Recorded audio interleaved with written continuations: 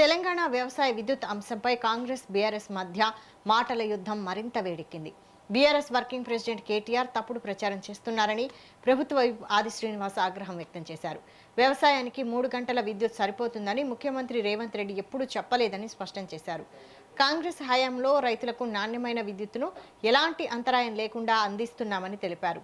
BRS పాలనలో 24 గంటల ఉచిత విద్యుత్ ఇచ్చామని కేటీఆర్ చేస్తున్న వ్యాఖ్యలు వాస్తవాలకు విరుద్ధమని, కేసీఆర్ హయాంలో 12 గంటల విద్యుత్ మాత్రమే అందించారని ఆరోపించారు.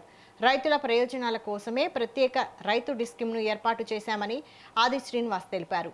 మోటార్లకు మీటర్లు పెట్టబోమని ముఖ్యమంత్రి రేవంత్ రెడ్డి ఇప్పటికే స్పష్టం చేశారని క్లారిటీ ఇచ్చారు.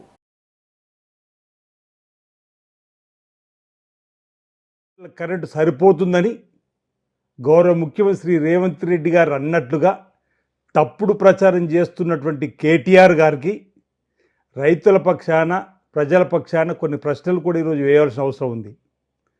ఏనాడు గౌరవ ముఖ్యమంత్రి రేవంత్ రెడ్డి గారు వ్యవసాయానికి 3 గంటలు కరెంటు సరిపోతుందని చెప్పి అనలేడనేటువంటి మాట సందర్భంగా చెప్తూ బడాయి కబుర్లు చెప్తున్నాడు కేటీఆర్.